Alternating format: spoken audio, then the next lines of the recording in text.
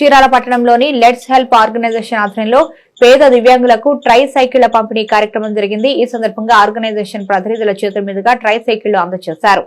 చీరాల పట్టణంలోని let's help organisation ఆధ్వర్యంలో పేద దివ్యాంగులకు ట్రై సైకిళ్ల పంపిణీ కార్యక్రమం జరిగింది. ఈ సందర్భంగా ఆర్గనైజేషన్ ప్రతినిధుల చేతుల మీదుగా ట్రై సైకిళ్లు అందజేశారు.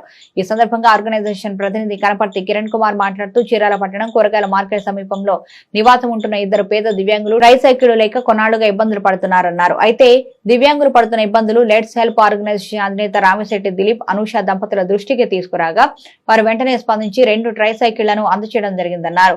లెట్స్ హెల్ప్ సంస్థ ఆధ్వర్యంలో చీరాల్లో గత కొంతకాలంగా విద్యార్థులు, వికలాంగులు, వృద్ధులు, నిరుద్యోగులకు అనేక సేవా కార్యక్రమాలు నిర్వహిస్తున్నామన్నారు. భవిష్యత్తులో కూడా మరిన్ని సేవా కార్యక్రమాలు కొనసాగిస్తామన్నారు.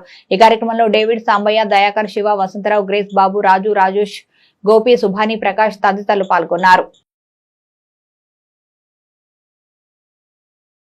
ఆర్గనైజేషన్ వారి ఆధ్వర్యంలో ఈరోజు చీరాల కూరగాయల మార్కెట్ ప్రాంతంలో నివసించే ఇద్దరు అనాథ వికలాంగులు నాగరాజు, రేఖ, వారికి అయిన వారు ఉన్నప్పటికీ సరైన ఆదరణ లేక వాళ్ళ యొక్క కుటుంబ పోషణ కూడా కష్టతరం అయింది.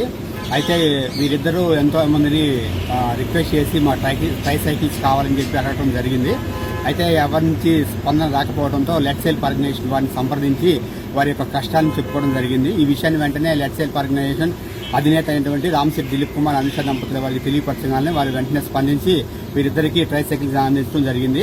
ఇందుని బట్టి వారికి ప్రత్యేకమైనటువంటి ధన్యవాదాలు తెలియపరుస్తున్నాను.